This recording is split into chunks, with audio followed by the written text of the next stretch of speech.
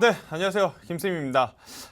많이들 지금 굉장히 고민 많으신 분들도 있을 것 같고요. 수익이 나서 즐거움이 지금 느끼시는 분들도 굉장히 많은 한 주일 것 같은데, 오늘도 저와 함께 그리고 저희의 에이스 김은수 학생과 함께 굉장히 유익한 이야기들 한번 꾸려가 보도록 하겠습니다. 그동안에 제가 1교시, 2교시, 3교시를 거의 이제 혼자 진행을 해왔는데, 오늘은 최보학 캐스터와 함께 그리고 또 김은수 학생과 함께 같이 진행하는 바 많은 참여 부탁드리도록 하겠고요. 자, 김은수 학생이 노란통 메신저에 어떻게 들어오는지 한 번 더 체크해주고 시작하도록 하겠습니다. 네, 안녕하세요. 오늘도 우리 김쌤과 함께한 이 김은수 학생입니다. 자, 오늘은 이렇게 상큼하게 우리 캐스터분과 함께 3명이서 우리가 한 가족이 됐습니다. 오늘 새롭게 시작한 만큼 새로운 가짐으로 우리가 8월 첫 주말 아주 즐겁게 시작할 수 있게 우리 김쌤과 함께 힘차게 시작해 보도록 하겠습니다. 자, 계속적으로 상승을 하고 있고 이번 주 그리고 국내 증시, 미국 증시 상당히 다양한 이슈들이 많습니다. 우선 여기에 관련해서 아시려면 우리 김쌤의 투자백서라는 노란톡 오픈 채팅방 들어오시면요. 보다 더 자세한 전략 세워보실 수가 있습니다. 자, 노란톡 오픈 채팅방에 이 김쌤의 투자백서라고 검색을 해주세요. 자, 그룹 채팅 참여하기 클릭 버튼을 누른 이후에 이 작성을 해주신 이후에 저희가 들어오시면요. 다양한 전략부터 선물은 어떻게 해야 되는 것이며 국내 증시에서 과연 전략은 어떻게 세워야 되는지 아주 자세하고 일목면목하게 우리 김태성 대표님께서 알려주고 계십니다.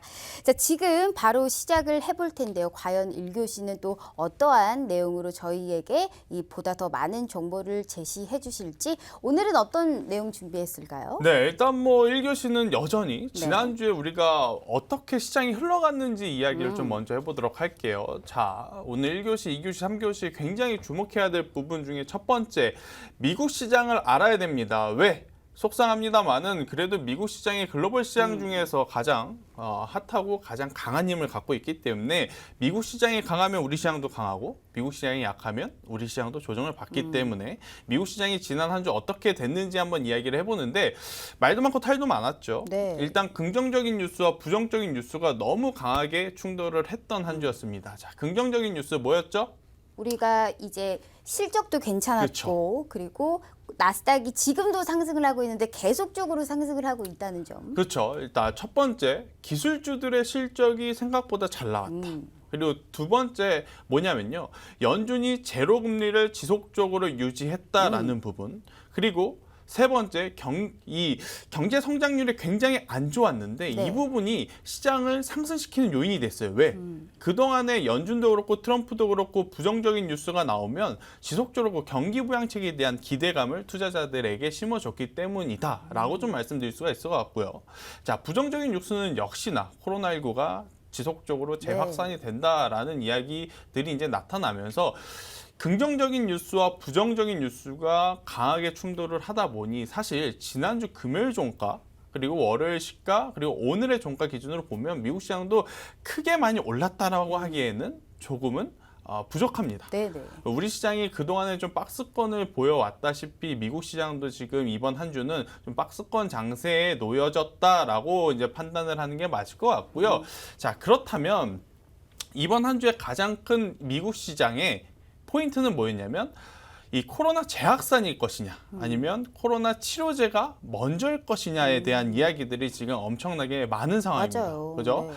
네. 왜 그러냐? 우리나라 시장으로 오게 되면 우리나라도 지금 그러죠. 코로나 재확산이 지속되다 보니까 결국 시젠 그리고 수젠텍, 랩지노믹스 같은 코로나19 진단키트 관련주들이 굉장히 지금 강하게 상승을 하고 있다.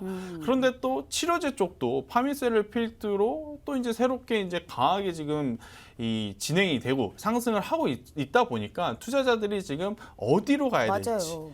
이거 진단키트를 사야 되는 건가? 아니면 백신 치료제를 사야 되는 건가? 굉장히 혼란스러웠던 한 주가 아니었나 싶은데요. 그 제약바이오 자체가 사실 되게 잘 갔었잖아요. 그쵸. 우리나라의 시장의 상승을 이끌었던 게 제약바이오인데 이 제약 들어간 이 코스피 쪽에 되게 이 덩치가 큰 제약들이 또 빠지는 맞아요. 이런 모습이 보였습니다. 맞아요. 진단 키트는 백신과 상관없이 또 꾸준하게 올라가는 모습이고 제약바이오 우리 코로나 확산세를 생각하면 계속 가지고 가긴 해야 되는데 그렇죠. 또 빠지는 거 보면 너무 무섭거든요. 그렇죠. 이게 코로나 치료제를 저희가 주의 깊게 봐야 되는지 아니면 진단 키트 쪽으로 봐야 되는지 좀 알려주세요. 네, 일단 뭐 시젠 같은 경우 그리고 수젠텍 같은 경우 랩지노맥스 같은 경우 자 코스타 시가총액 상위를 보면 네. 시젠이라고 하는 이 기업이 시총 상위 2위로 올라섰습니다. 이게 진짜 얼마나 대단한 일이냐면요. 사실 이제 시즌의 시총 이 코로나 터지기 전에는 순위 바뀌었어요. 근데 코로나 터지고 나서 우리나라를 구했냐? 우리나라 구했죠. 우리나라만 구했냐? 아니죠. 전 세계를 지금 구했다라는 맞아요. 표현이 K바이오. 모자랄 만큼 네. 엄청난 이 국위 선양을 보여줬던 시즌이기 때문에 그리고 지속적으로 지금 시즌에 대한 관심은 높아질 수밖에 없고 진단키트의 수요는 지속 증가하고 있는 상황입니다. 그러다 보면 결국 모멘텀뿐만 아니고 눈에 보이는 실적도 지금 굉장히 좋은 기업이 시즌이기 때문에 주가의 랠리는 이어진다. 하지만 지금 여기서 더 갈 것이냐? 저의 개인적인 의견은 뭐냐면 이제 진단키트는 조금씩 차익 매도 물량, 실망 매도 물량이 나올 가능성이 저는 높다라고 생각이 들어요. 왜냐하면 미국도 중국도 우리나라도 그리고 이제 러시아도 그렇고 유럽도 그렇고요. 지금 계속해서 초점을 맞추는 게 바로 모더나의 이 백신. 코로나 백신 치료제에 대한 이야기들이 이제 화두가 될 가능성이 높다라는 거죠. 결국엔 진단키트가 엄청나게 큰 붐을 처음에 잃었습니다. 그 다음 테마가 움직이죠. 마스크, 손 세정제. 네. 자, 그 다음 결국은 뭐로 갈 거냐? 치료제, 백신으로 갈 가능성이 굉장히 높다라고 그렇죠. 좀 말씀드릴 수가 네. 있어서 시젠이라든지 랩지노믹스 그래서 뭐 다음 주부터 무조건 폭락한다 이런 이야기는 아닙니다.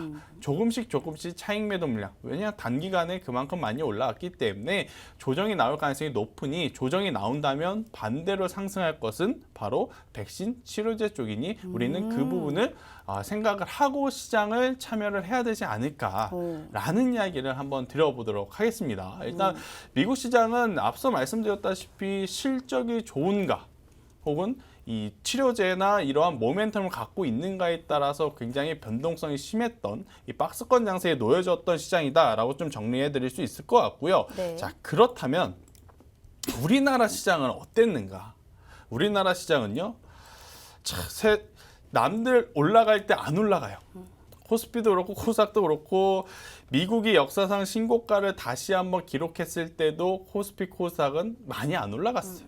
그죠? 맞아요. 그런데 미국이 흔들리니까 오히려 우리나라 코스피 시장에 외국인의 수급이 몰리면서 삼성전자가 엄청나게 많은 또 상승을 보여줬던 한 주가 이번 주였다라고 보시면 될 것 같아요. 금값 오르면서 그렇죠. 이 부분도 좀 있겠죠. 달러 약세와. 최근에 이제 금값이 오르고 달러의 약세. 그러면 외국인 자금이 우리나라에 들어오기에 굉장히 수월한 상황이고 제가 지난주 노란통 메신저 그리고 방송에서도 이야기 드렸습니다. 우리나라 시장에 외국인 수급이 들어오면 뭐가 올라간다?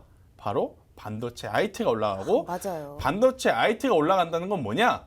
삼성전자가 올라갈 확률이 높다라는 이야기를 드렸습니다. 네, 자, 정말 정확하게 그렇죠. 짚어주셨어요. 이번 주 삼성전자 외국인 수급에 어마어마한 이 매수세가 붙어주면서 올라왔고 또 거기에 맞춘 2분기 실적, 어닝 서프라이즈가 나왔죠. 시장 컨센서스를 상회하는 실적이 나왔기 때문에 굉장히 이 견고한 흐름을 보였는데 한 가지 아쉬웠던 점.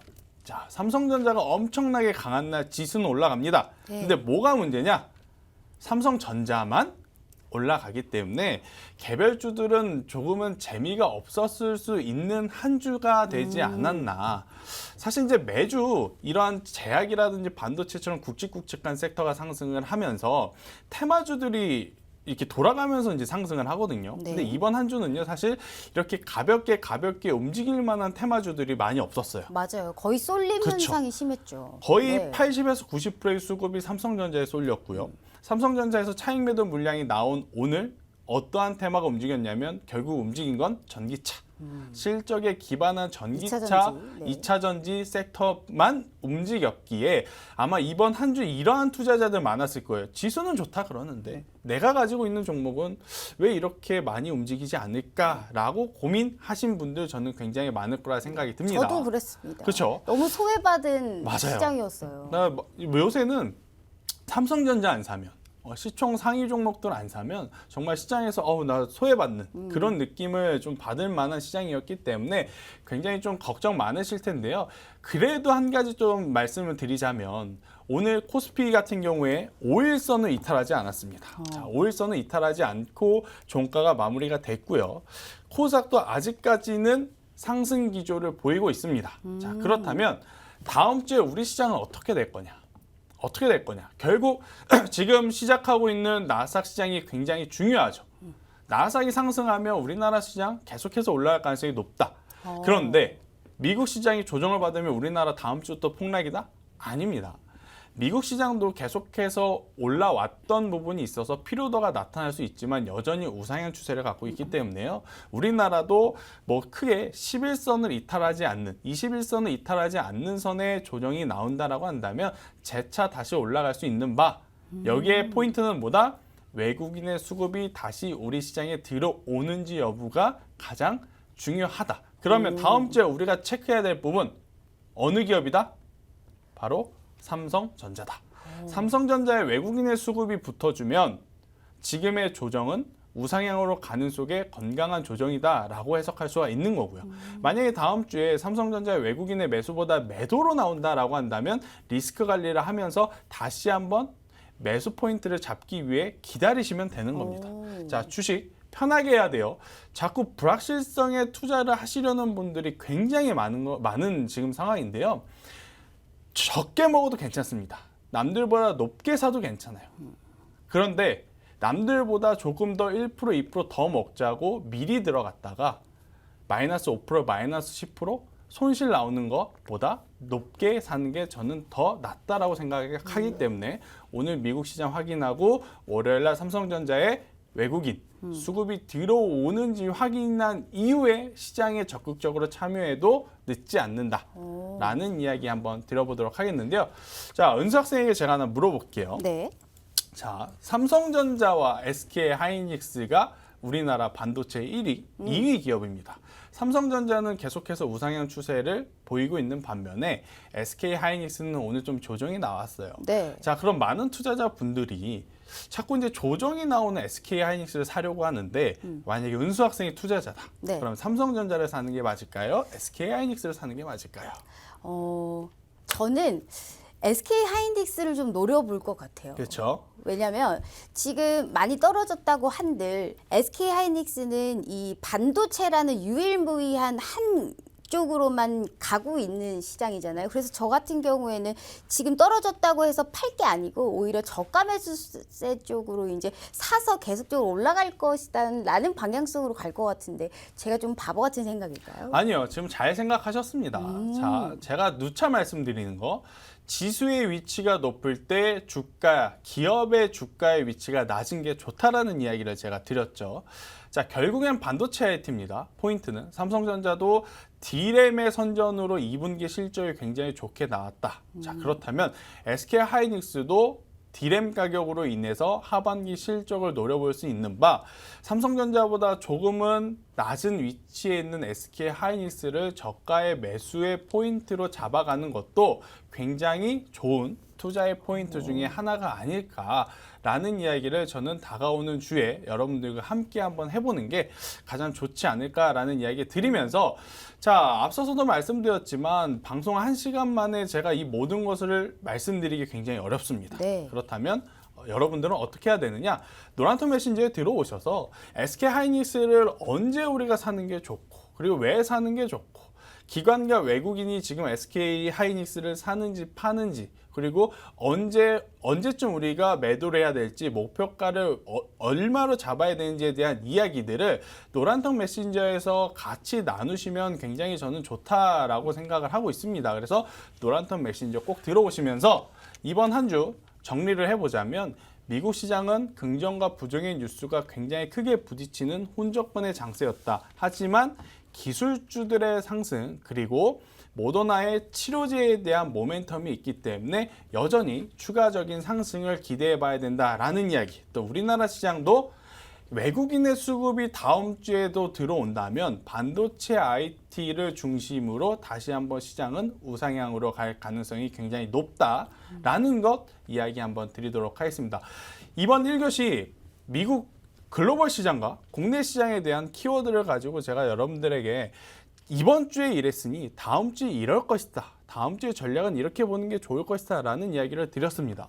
여러분들 꼭 메모를 하셨다가 혹은 노란톤 메신저에 참여를 하셔서 저와 이야기 나누면서 다음 주에도 굉장히 좋은 전략과 좋은 종목 공략할 수 있길 바라도록 하겠고요. 일단 1교시 이렇게 마치면서 물 한 잔 마시고 와서 저는 2교시에 다시 뵙도록 하겠습니다.